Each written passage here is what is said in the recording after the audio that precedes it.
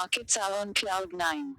Blogs.economictimes.indiatimes.com. When markets are on cloud nine yesterday, 11:49 p.m. the BSE Sensex and the NSE Nifty 50 closed at record levels Wednesday. In less than 7 months, equities are up a staggering 19%. The market capitalization of Indian stocks hit $2, marginally behind Canada's and Germany's. The NYSE, of course, is the giant in the ring, with a market capitalization close to $20.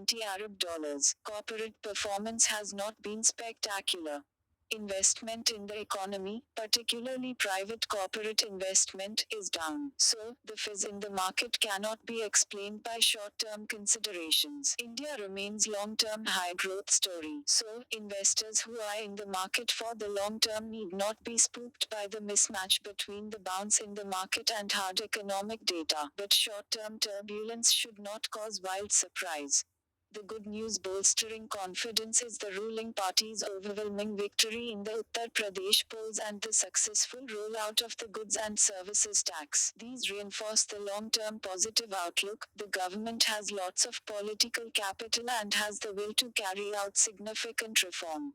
However, the short-term scenario could be bumpy. The price-earnings-pay ratio is a good indicator of whether stocks are priced reasonably or not. The higher the ratio, the greater the chances that markets are overpriced. The pay ratio for the Sensex is now 22.71, a historical peak that overshadows the 20.72 number of 2006-7, before the global financial bubble exploded. It is not enough for fund managers to rely on momentum, a polite way to say investment sentiment moves in herds.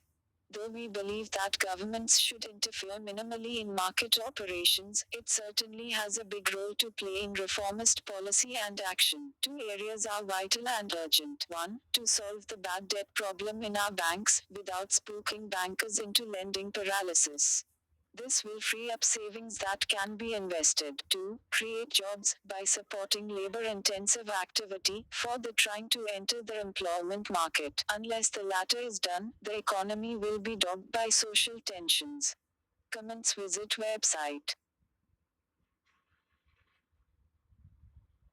Rethinking old age to the benefit of all.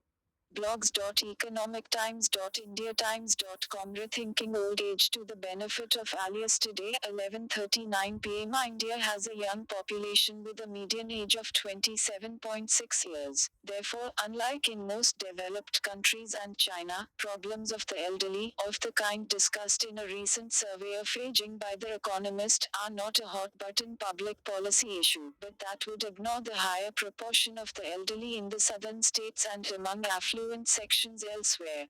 While the under-14s account for 28% of India's population, about 66% are in the age group 15 to 65. That leaves 6% of the population who are 65 plus. The potential support ratio, the number of working age persons per senior citizen, is thus 11, a far cry from Japan's 2.1. But, while the problem lacks urgency, this is the right time to act.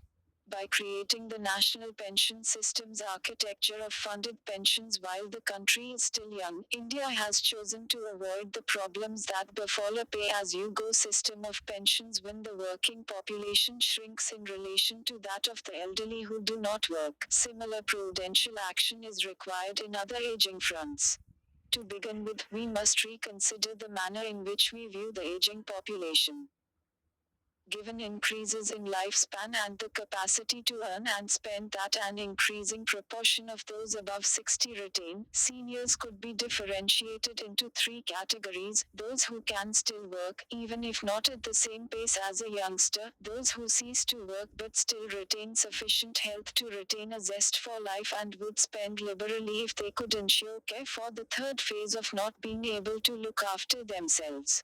Such differentiation of the elderly is the key to opening up new markets for assorted products and services, spanning healthcare, obviously, skilling, entertainment and insurance and annuities.